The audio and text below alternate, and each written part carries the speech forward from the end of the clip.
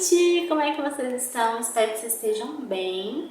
Hoje a gente está com mais um quadro de entrevista num ambiente super diferente aqui. E a entrevista de hoje é a entrevista com musicoterapeuta.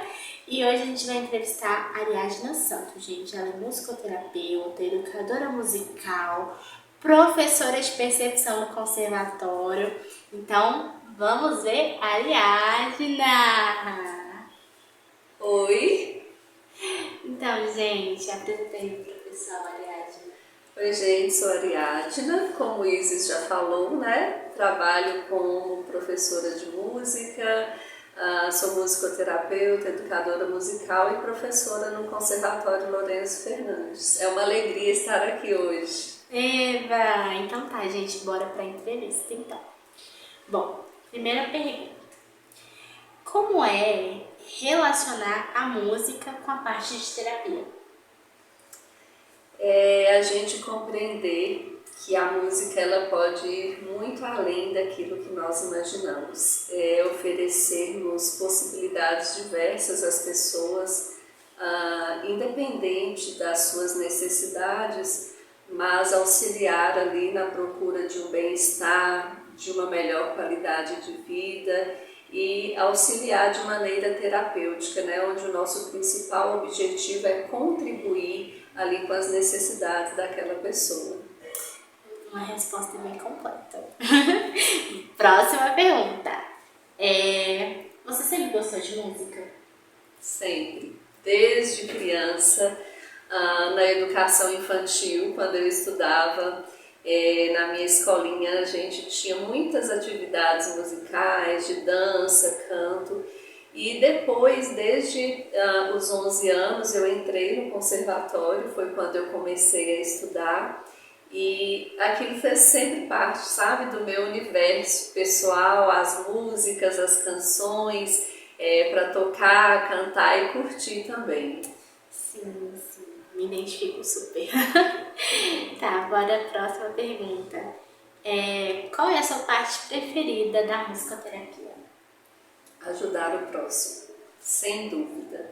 E junto a essa ajuda, perceber que quando a gente está ali no fazer musical, é possível a pessoa se encontrar, né? Quando a gente fala da musicoterapia, essa que tem sido usada há muitos anos, desde a época da Segunda Guerra Mundial, foram os primeiros registros e as primeiras identificações que as pessoas tiveram de perceber que a música poderia ser utilizada, por exemplo, no alívio da dor, né, para amenizar a dor e o sofrimento. E essa história da música, da musicoterapia no bem-estar das pessoas, ela vem muito de encontro a possibilidades da gente amenizar o sofrimento, porque às vezes a gente identifica que de repente um simples fato, talvez tão insignificante para alguém, mas às vezes para quem está numa situação de sofrimento, é algo grandioso. E poder utilizar a música em favor da saúde, isso para mim sem dúvida é algo maravilhoso e que a gente precisa, junto, né, das diversas possibilidades de aplicar isso ali numa sessão de musicoterapia, mas também requer um estudo constante, né? Porque cada pessoa é única, não dá para a gente fazer um acompanhamento único e aplicar com cada pessoa. Cada um tem sua história, cada um tem suas necessidades, então é olhar a individualidade e buscar aquilo que vai ser melhor, que vai ter mais resposta favorável para quem está precisando. Gente, que lindo! Eu não sabia, assim, na primeira parte você falou da Guerra Mundial e tal, eu não sabia dessa história, vocês sabiam? Eu não sabia. Então aqui também é cultura. E vamos então para a próxima pergunta. A próxima pergunta é: o que você acha sobre o processo de autocuidado através da música? Eu acho que é essencial, sabe, Isis? A partir do momento que a pessoa consegue identificar que esse autocuidado ele é essencial, independente da faixa etária, né? Independente se a pessoa já passou ou não por algum momento de dificuldade emocional, cuidar de si é a gente se preocupar com o nosso eu, né? Com o nosso corpo, com o nosso interior. E a música ela vem de encontro muito em relação à nossa personalidade, aos nossos desejos, anseios, aquilo que a gente gosta ou não. Então, por exemplo, o estilo musical, ele muitas vezes dependendo da música que a gente ouve, ela pode nos motivar, como também pode trazer para nós, às vezes, um momento de tristeza. Então, esse autocuidado através da música é cada um poder buscar, eu vejo dessa maneira, sabe? Cada um poder buscar aquela música que é capaz de tocar o seu coração, de te trazer alegria quando preciso, reflexão quando preciso. E buscar, inclusive tem uma característica que a gente trabalha muito na musicoterapia, que é chamada de identidade sonoro-musical, ISO, que foi criado por um musicoterapeuta chamado Roland Benezon, e que é muito aplicado e às vezes, inclusive para as pessoas que às vezes têm um estilo musical muito diversificado, é muito difícil a gente identificar, por exemplo, uma única música que é capaz de te fazer feliz, uma única música que às vezes é capaz de te motivar. E por mais que às vezes isso seja difícil, é bom a gente fazer esse autoconhecimento, porque nem sempre a música que é mais dançante, que faz o seu corpo se estressar, é aquela que também te ajuda a fazer a você se sentir bem, né? Então, às vezes, é uma busca, eu mesma já fiz essa experiência de tentar encontrar, né? Foi durante a especialização em musicoterapia, a gente teve uma das aulas que nossa professora ela propôs que a gente buscasse essa nossa ficha musicoterapêutica, identificando ali músicas que fossem capazes de nos acalmar, de nos animar, enfim. E é muito difícil porque para cada fase da vida a gente vai ter músicas preferidas, né? Talvez a que na adolescência representava muito para mim, hoje ela não representa, mas de repente essa música que foi muito marcante na adolescência, ela pode trazer também recordações que me ajudem no momento presente. Então é algo muito pessoal, muito individualizado, que tem que partir muito assim das nossas descobertas, das preferências, e também nos ajudar a identificar a nossa percepção, né, tanto das sensações e reações que são capazes de trazer respostas corporais, emocionais e que interferem também na nossa vida. Então, gente, o autocuidado pela música é muito, muito, muito importante. Então, é importante a gente ressaltar isso, porque às vezes a gente esquece que talvez uma música, em algum período da vida, né, faz uma mudança na nossa mente, no nosso corpo. E é até importante isso, porque o autocuidado com a música não está somente em escutar, mas também fazer exercícios com as músicas, né, que hoje em dia é super em alta, geralmente em academia, ou em qualquer espaço que você for, vai ter alguma música, um som ambiente para você executar seus exercícios. Então, bora para a próxima pergunta. Quando você decidiu se tornar musicoterapeuta? Bom, olha, uma data específica, assim, eu não tenho, sabe? Mas eu acho que na vida nada acontece por acaso. Quando eu fui fazer minha graduação, eu fiz minha graduação em canto em uma universidade no Rio de Janeiro, foi uma faculdade modular, então mensalmente eu ficava lá, no final, três dias, né? Pegava de sexta a domingo. E na época, quando eu fui fazer, eu vi que tinha um curso de musicoterapia. E aí eu peguei e falei assim, gente, que legal, né? Assim, achei o nome super interessante. E eu acho assim que Foi tão bom eu ter deixado para vivenciar essa experiência da musicoterapia só agora, recentemente, porque talvez eu não tivesse naquela época a maturidade necessária que o curso iria exigir de mim, sabe? Então, assim, eu fiz a graduação em canto, continuei trabalhando desde os meus 18 anos que eu trabalho no conservatório, com aulas de turma. Nesse período também, paralelo a essas aulas no conservatório, eu tive a experiência de trabalhar num colégio particular aqui da cidade e, enquanto professora lá, eu trabalhava com música na educação infantil. Eu me deparei com várias crianças com necessidade especial. Então, desde criança com paralisia cerebral, síndrome de Down, autismo, algumas sem diagnóstico, outras ali, como era na fase da educação infantil, então eu atendia turmas com 2, 3 aninhos, né, de musicalização infantil e turmas até de 5 anos de idade. Então é um período que a criança foi recente para a escola, onde muitas vezes ali é que vão aparecer esses primeiros traços, talvez, de uma dificuldade de socialização, enfim. E ao me deparar com muitos desses casos assim, mais complexos para a gente trabalhar numa aula de música com 15, 20 crianças nessa faixa etária, eu fui percebendo que eu precisava adaptar muitas atividades para atender a todas as crianças.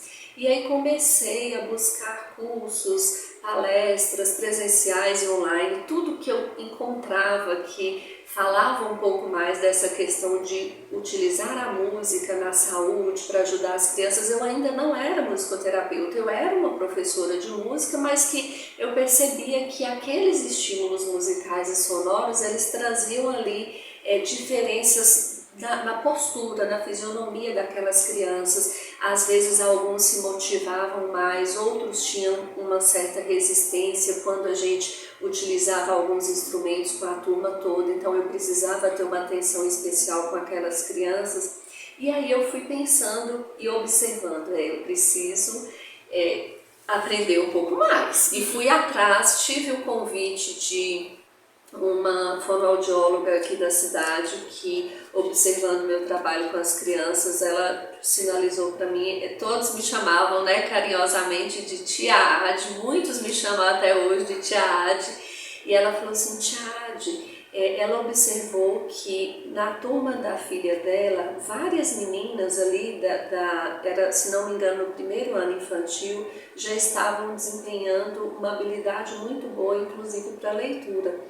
E aí, sempre que ia para as apresentações de encerramento de semestre, alguma atividade, ela foi observando a minha maneira de trabalhar e aí ela me chamou, falou assim, enquanto fono eu percebo que o trabalho que você faz vai ajudar demais. Perguntou se eu queria atender com musicalização infantil na clínica dela. Então tive essa experiência também que contribuiu bastante para mim e aí eu fui percebendo cada vez mais as possibilidades de buscar uma capacitação, mas aqui na nossa cidade não tinha, né, e não tem até hoje o curso de musicoterapia.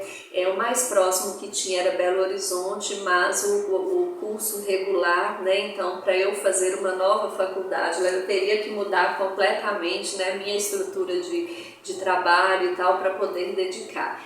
E aí, graças a Deus, surgiu a especialização em musicoterapia aqui em Minas Gerais, que foi no Polo Betim, né, próximo de BH. Então, por 2 anos eu fiz esse curso a título de especialização, que até esse ano os profissionais que são formados tanto na graduação como na especialização em musicoterapia, eles recebem o título de musicoterapeuta. E por que eu falo até esse ano? Porque a lei ela foi aprovada recentemente, sabe, do reconhecimento da profissão de musicoterapia. Foi em abril do ano passado. Então, fazendo um ano. Fazendo um ano, exatamente. Então, a partir de um determinado período, não me lembro ao certo de quando será, futuros profissionais musicoterapeutas serão somente com curso de graduação. Então, veio a oportunidade, com certeza eu abracei ali com todas as forças. Tivemos um período de aulas que foi também durante a pandemia, então foi mais difícil ainda, porque a gente precisou fazer algumas aulas ao vivo, só que de maneira online. E aí, quando nós fomos para o encontro presencial, foi maravilhoso, porque ali a troca de experiência ela foi mais efetiva, né? Então, assim, acho que eu respondi um pouco da sua pergunta. Você observou que eu gosto de contextualizar. Se eu estiver falando muito, pode me chamar a atenção, viu, Isa? Não, mas eu achei bem interessante, eu deixei você continuar essa história, porque às vezes a gente pensa que, tipo assim, o profissional ele sai de um trabalho e, tipo, do nada fala assim, ah, eu vou ser isso. E não é, tem todo um contexto, toda uma situação. Então, assim, foi bem importante você descrever isso, porque até pra gente saber, até pro futuro musicoterapeuta saber que às vezes vai ter, não vai ser tipo direto, vai ter que ter um nível de conquista e fazer aos poucos. Então, já que você já terminou a sua resposta, vamos para a próxima pergunta. A próxima pergunta é a seguinte: depois de toda essa coisa assim, como que você se sente com essa conquista de ser musicoterapeuta hoje em dia e de estar ajudando essas pessoas? Me sinto realizada. Acho que essa palavra expressa bem, porque era algo que eu tinha vontade, desde que eu percebi essa necessidade, eu sempre fiquei buscando onde poderia fazer o curso para me capacitar mais, entender um pouco mais e me tornar musicoterapeuta, né? E aí quando veio essa oportunidade, aquela sensação assim maravilhosa de ai, graças a Deus consegui. E não foi fácil, porque eu precisava ir todos os meses, então sou casada, tenho 2 filhos e viajar todos os meses, final de semana, e além das viagens, né, o curso de especialização ele demanda muito estudo, então principalmente na área da musicoterapia, que a gente estuda a questão das neurociências, a parte da psicologia, também disciplinas que abordam a parte da música, de primeiros socorros, uma grade curricular bem extensa, sem falar no estágio, que foram várias horas de estágio, então de prática com pacientes, então assim demandou muito tempo meu, muita dedicação. E vencer essa fase foi muito importante, sabe? Me deu assim muita tranquilidade, muita gratidão a Deus e à minha família pela oportunidade de fazer tudo isso. Então, palavra para como que ela se sente é realizada, gente. E com esse clima, assim, vamos para a próxima pergunta, que eu acho que ela é bem importante quando se fala de profissão. Eu gostaria de saber se você se inspira em alguém, assim, na sua profissão, se teve alguém assim que te inspirou, assim, que você falou, poxa, é isso mesmo que eu vou fazer. Alguém em específico, não diretamente, várias pessoas, pelo jeito de trabalhar, de desenvolver a maneira de lidar com as pessoas, são inspiração para mim. Dentre elas vou citar 2 pessoas aqui que são próximas e que eu vejo que tem muito assim algo parecido com aquilo que eu acredito, que é o desejo de oferecer o melhor a alguém. A Simone Presotti, que é uma musicoterapeuta e psicóloga, ela é de Belo Horizonte. Eu tive a grata satisfação de tê-la como professora durante a minha especialização, foi também supervisora do estágio de musicoterapia, então é uma pessoa que é muito inovadora, né? Sempre ela está criando e buscando novas maneiras, métodos de atender as crianças. Então, assim, essa iniciativa que ela tem de buscar o novo, de estar sempre buscando novas maneiras de trabalhar, me inspira muito. E uma outra pessoa que eu gostaria de citar também é Ivânia Guzmão, que é uma psicóloga aqui em Montes Claros, que é uma pessoa que tem um acolhimento e uma maneira de olhar muitas vezes aquilo que muitos não conseguem enxergar.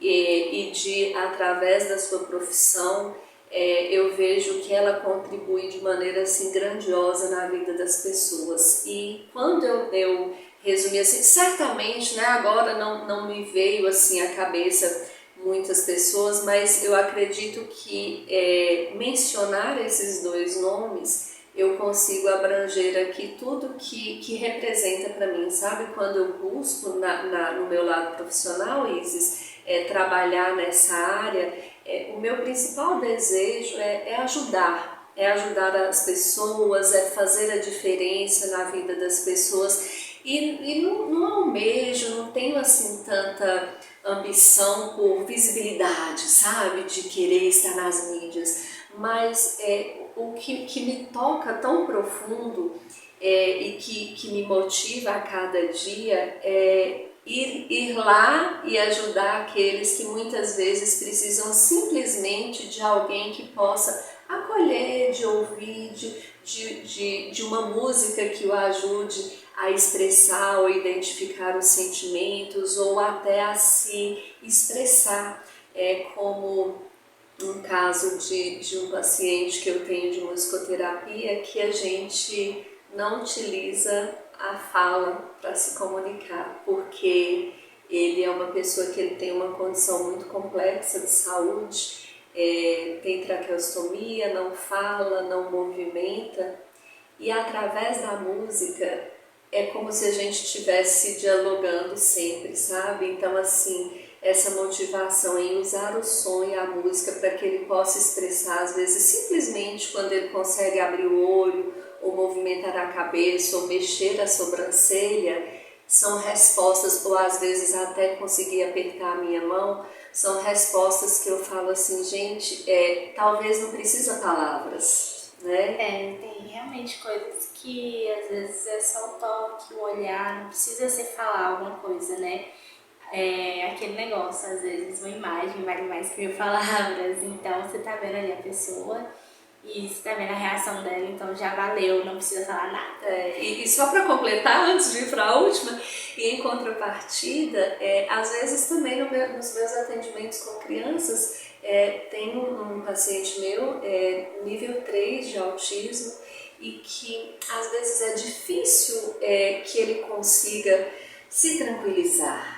Mas sabe que às vezes, num simples atividade, algo assim, de repente nem mesmo com um instrumento em mãos, às vezes um simples olhar ou um jeito que ele chega e encosta a cabeça em mim, é um momento que ele está sentindo assim, eu gosto do seu acolhimento, sabe? Então isso, toda a parte de buscar o estudo é essencial, porque tudo que eu trago para a prática hoje, eu vim, né, adquirindo ao longo de todos esses anos, desde quando eu comecei. Mas quando a gente tem a empatia e ama o que faz, é o que eu acho que faz toda essa diferença. Gente, respostas completíssimas aqui, tá? Não pula o vídeo. Vamos aqui para uma outra pergunta que eu acho bem interessante. Que você já mencionou até, mas assim, qual experiência ou história mais te marcou nessa jornada? Eu vou citar o meu primeiro aluno, não foi paciente, o primeiro aluno que eu acho que foi a partir dele que tudo começou, lá na época que eu trabalhava na educação infantil, uma criança com paralisia cerebral, totalmente comprometido, até a cadeira de rodas dele é adaptada, né? Ele tem essa condição ainda, hoje já é um rapazinho. E quando eu cheguei na sala dele, para desenvolver, para trabalhar com as crianças do Maternal 3, 20 crianças, e tinha ele, onde até então eu não sabia que iria ter esse aluno. Eu não me lembro se ele chegou uma semana depois, como foi, eu sei que numa aula específica que eu pretendia trabalhar com a turma, Isis, a escala de Dó maior. Então a gente treinava Dó, Ré, Mi, Fá, Sol, Lá, Si, Dó, Si, Lá, Sol, Fá, Mi, Ré, Dó. Treinávamos aquilo e aí no meu planejamento a gente iria fazer a rodinha e tal. Eu levei uma fita métrica para fazer a demarcação no chão como se fosse uma escada. E as crianças iriam passar andando ali por cada degrau daquele, enquanto todo mundo cantava a escala de Dó maior. E aí, quando eu comecei a fazer atividade, eu fui fazendo com os meninos, e aí eu falei assim, meu Deus, como que eu vou fazer? Porque eu queria que ele tivesse a experiência. Então, num primeiro momento eu falei assim, aí as crianças foram fazendo individualmente, a gente todos na rodinha, e eu ali pedindo Deus inspiração. Eu falei assim, não, a gente vai passando com ele na cadeira de rodas e tal. Mas não era aquilo que eu queria ainda. Eu falei, Senhor Jesus. Aí eu falo, Deus é tão maravilhoso, e ele escuta e nos dá assim, inspirações que eu não tenho como explicar, sabe? Acho que é a fé mesmo. E aí na hora eu pedi auxiliar, falei assim, vamos colocar aqui no meu colo, e aí eu segurei ele de uma maneira que o corpo dele ficou de frente para os coleguinhas, então eu apoiei ele no meu braço, segurei aqui o tronco porque ele não tinha controle, né, nenhum sobre o corpo, e eu me ajoelhei no chão para que os pezinhos dele pudessem encostar o chão. Porque depois, hoje, né, muito tempo depois, eu fiquei avaliando, falei assim, meu Deus, não foi planejado, eu não sabia que ele estaria naquela sala. E depois que a situação passou, eu falei, gente, naquele momento foi o melhor que poderia ter acontecido foi isso, porque ele não conseguia verbalizar, mas todos os coleguinhas cantaram as notas e eu fui de joelhos, andando de joelhos com ele, o pezinho dele encostando em cada passo do degrau que estava traçado no chão enquanto os colegas cantavam. E a resposta que a condição dele permitia de dar eram apenas sons guturais, então ele não verbalizava, mas ele conseguia fazer alguns sons como se fosse tipo, esse tipo de som. E o olhinho dele revirava de uma forma e ele esboçava um sorriso, e os bracinhos dele, né, ele não tinha um controle sobre os membros, mas ele enrijecia o braço, assim, que a auxiliar que estava com ele já o acompanhava, ela falou assim, Jade, isso para ele tá muito bom. E ali foi, sabe, Isis, eu acho que aquela minha motivação principal para trilhar o perfil de trabalho com crianças especiais e com pessoas que às vezes têm uma condição comprometida, algum problema mais sério de saúde, mas perceber que é possível sim. Que história! Fiquei marcada aqui, gente! Então bora para a próxima pergunta. O que a musicoterapia representa para você? O que a musicoterapia representa para mim é uma missão, um dom de Deus, uma profissão que eu abraço com todo amor e carinho para fazer a diferença na vida das pessoas. Bem, a resposta não há. Última pergunta, gente! Já encerrando aqui essa entrevista maravilhosa. Qual recado você deixa para quem deseja ter essa profissão? Para quem deseja ser musicoterapeuta? Qual recado que você deixa assim? Se você deseja ter essa profissão, abrace essa vontade e busque se especializar, porque é possível.